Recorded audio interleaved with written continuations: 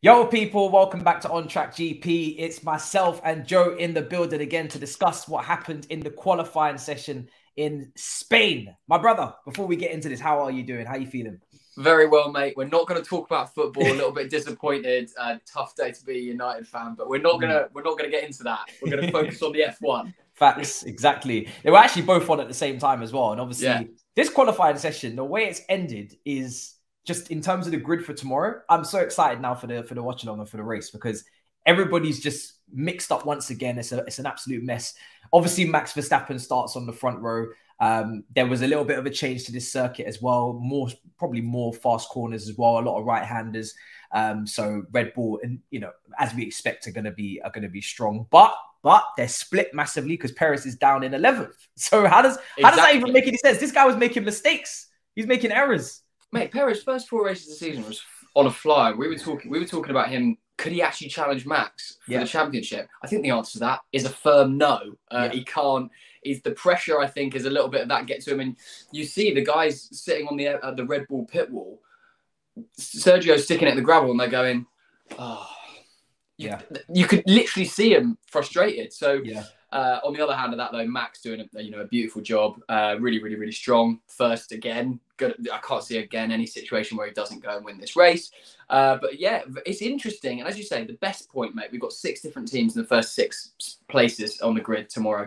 Assuming that we'll get into Gasly a little bit, whether he gets that penalty come through. We're recording this at 6 o'clock and it's still not come out. So we'll see. But as you say, it's good to have it all mixed up. Definitely. Yeah, 100%. I think once again, as it seems to be every year, Perez's position at Red Bull is going to be under scrutiny if he keeps going on like this. I was saying it in the preview; he's definitely out of the race for the World Drivers' Championship. But now, I mean, listen, you need to be careful that he doesn't fall behind Alonso in that position because Alonso will be disappointed. But this is the first time he's been out qualified by his teammate Stroll in 6th as well. Usually, Aston Martin probably expect to find themselves a little bit higher, but it just didn't quite go the right way for them today. But good news for you, because that means Sainz is in second. The Spaniard, my boy Carlos, he's on his home track.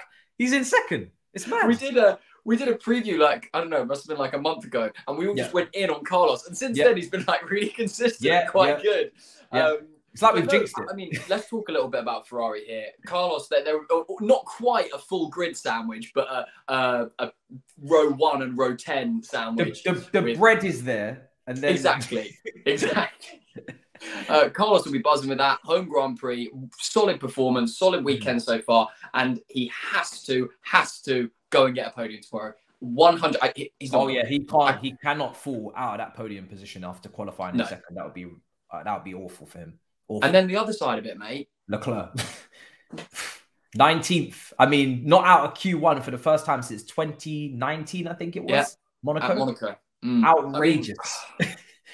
Mate, I'm genuinely shocked by it. Like, he's obviously saying that there's issues with the car, and Ferrari said they're going to look at that overnight. But there's got to be an element there. He's saying that he just couldn't get around the left corners. So whether that is car or whether at that point he gets into his own head a bit and he's struggling with that. But 19th, man, the only guy he out-qualified was Logan Sargent, who's turned into a bit of a Mickey Mouse himself, to be honest. But man, not good. Yeah, just seeing at the end there where everybody was just going ahead of him. Like, you can't leave yourself in that kind of position. You're on the cusp of the danger zone, and he was outside, eliminated. The rest of the teams in there, I guess there was a big gap between the two Hasses as well. Before we go to Mercedes, there's a big gap between the Hasses. Hulkenberg had a really good practice, and then in this qualifying, there was times where he was, putting in the top. But this guy was looking at podium places the way he was behaving in some of the qualifying sessions, and then obviously he kind of comes down into an 8th in Q3. But Magnussen there down in 17. There's so much massive gaps between drivers on the same team. It's just insane. Yeah, and we're literally seeing the drivers outperform each other in the same car. You can't, it's that classic Rosberg in the same machinery thing. Yeah. And Hulkenberg's doing an unbelievable job. And Haas can't ask much more of that. Eighth position in Spain in a Haas. Yeah, amazing. Fantastic. Unbelievable. And Mercedes, they absolutely love to crash on this circuit. They can't seem to help themselves. I'm looking at quality. At least do it in a race where things. It makes more sense to do it in a race. To do it in qualifying. And obviously, I watched the post match and the interviews, and they're saying that it was a miscommunication issue between the team and the drivers because Russell was just about to start his lap. He was just trying to pick up some speed off of Sainz, and then he's pulled out to the left-hand side. He didn't know Hamilton was there, and Hamilton's kind of collided with him and lost a little part of his front wing. Yeah. So dangerous because it was high speed. It's a straight. We've seen them literally go, wheel to wheel in that particular part of the circuit before when it was Rosberg. Went out to the gravel that time. So Mercedes got off lightly with that situation. Yeah. Just able to pull out kind of Hamilton and avoid maximum damage. But Russell not out of Q2. Hamilton, I thought would actually potentially get higher because he was setting green times and then it kind of averaged out to a yellow in the last sector. He ends up in 5th. You were saying before we started recording, he having his eyes on a podium maybe. Yeah, I think absolutely with the likes of who's he got in front of him? Yeah, Gasly and Norris. Yeah. Those are two guys that are. We're going to talk about McLaren in a second. McLaren look quick. Great day for them as well. Yeah. Great day for them as well. But you've got to imagine you back Lewis Hamilton early on to try and do his best to get past those two guys and then be in and amongst the podium goers. And with Charles Leclerc, Perez, Russell, the guys in quick cars, much fun. Even Alonso back down in 9th. Ninth. But like they were a long way behind. So Lewis, if he can capitalize on that early, make a good old drive, a good old stake for a podium, that'd be fantastic. And I'd love to see that, mate. I'd love to see him go and get a podium tomorrow. Yeah, no, it would be brilliant. It would be brilliant. No race wins last year, obviously, and then obviously this year has been a struggle, but we're getting there. And then obviously, listen, bro, we have to talk about McLaren because McLaren. I mean, Piastri, good performance, strong, solid performance, but Norris was just moving crazy, was moving mad in this qualifying. He was unbelievable. That's properly stuck. That's the Lando Norris we want to see. Yeah. Yes, come on, 100%. That's good.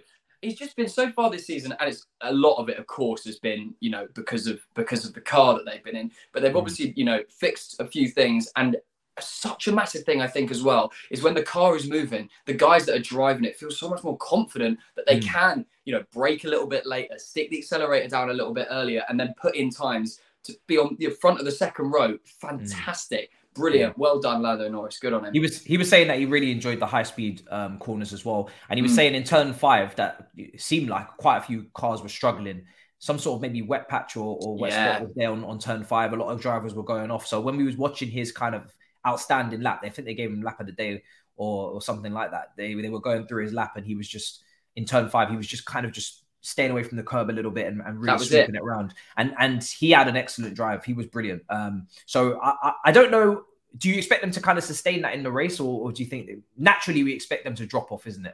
I think Norris realistically will be looking at a top 6 finish. Yeah. I mean, of course, he's going to come out and say, I want a podium or whatever, but I think a top 6 finish for Norris would be an ace result. And if Piastri can keep himself in and amongst the points and nick 1 or 2, that'd be a really good day at the office for McLaren for sure. Yeah. So strong day for McLaren, strong day for Alpine as well, qualifying in fourth and 7th. But obviously we don't know what's going to happen with Gasly. But as it stands, that's a brilliant return. They're taking advantage. I was saying on the preview, this is the team that have to take advantage of any mishaps, any slip-ups that happen to the top teams ahead of them. Obviously, Aston Martin leapfrogging, got Ferrari, Mercedes, Red Bull, etc. They've done that today. They've capitalized. They've put their drivers in strong positions. And yeah, it's a brilliant day for them, isn't it? You're 100% right, Matisse. Like, this is the moments where they've got to go, right, we've got to go not only a double pointer, we've got to go a high double pointer, not a 9-10 or a 7-9 or something. No, they want to be up there, with 5th, 6th, that kind of thing. Maybe even pushing 4th. We'll see what happens, as you said, with the podium for Gasly. But if he's not given this penalty, which we don't know if he is, and we don't know what even the penalty would be. Thanks, FIA, making it really nice and clear. Then he'll be looking at the podium himself. Of course he will be. He'll be licking his lips. 100%. And obviously AlphaTauri, De Vries, one of the drivers that was struggling in turn 5, outside of the top 10, got into Q2, but then literally we knew Q2 he was going to come out there. Sonona down in 15th as well. Bottas, Magnussen, Albon, Leclerc, and then obviously Sargent at the back. What can we expect tomorrow? Because Norris wants rain, Norris wants wind, Norris wants chaos, he wants carnage, because he knows and he feels like under crazy conditions, he feels like he's ready to perform and that car's ready to perform under the circumstances. What do you kind of expect? What's your predictions for tomorrow's race? Well, with that change of corner, we see that the cars are going to fly around that quicker, so potential for more overtakes, absolutely, and onto the long straight. I love the fact that we've got 6 different cars. I think somebody that we need to keep an eye on that we haven't really talked about a huge amount and will be chomping at the bit tomorrow will be Fernando Alonso. Home race. He's got a lot of cars to overtake. It could be a very good circuit for the Aston Martin as well. I think we could see him leapfrog a few early on and make his way up. And then also he's going to be chasing the tail of his teammate. It's cool. It's interesting because with those guys at Aston Martin, so far it's all been, no, yeah, fine, because Alonso's been ahead. Yeah. But tomorrow, he's going to have to go and get Big Daddy Stroll's son and try and overtake him. So could we see a little bit of, the old Fernando, getting in his ear tonight even or something? So that's something to watch out for. I think Fernando Alonso will put in a masterclass, get himself up there. I'm not sure the podium's achievable, but I think we will see a good race from him. And Carlos Sainz on the podium. I knew you were going to get that. I knew you were going to get that in. Lot of degradation on this track. The left fronts, people are saying are going to be worse for wear because obviously there's a lot of right hand corners. I'm excited for tomorrow. The watch along I'm hoping is going to be insane because we've got a lot of quick cars at the back. So a lot of overtakes expected. Hopefully some drama. Hopefully some drama as well because we didn't really get too much drama. Even though it started raining in Monaco, it kind of like petered out in a way. So let's get your prediction for first, second, and third. Who's going to sit on that podium? Let's just get it locked in right now. I know you're going to go Verstappen at the top, surely. I mean, Max 100%, Carlos, and then I'm going to back him, Lewis Hamilton on the podium. Let's go. Love that. I'll actually go the same. I think now that Sainz set his home Grand Prix, I'm going to give him the podium, especially because he's had a great qualifying. Hamilton to go ahead of Gasly and Norris. Maybe Gasly will take himself out of that position. But by the time before the race even starts, we don't know what's going to happen.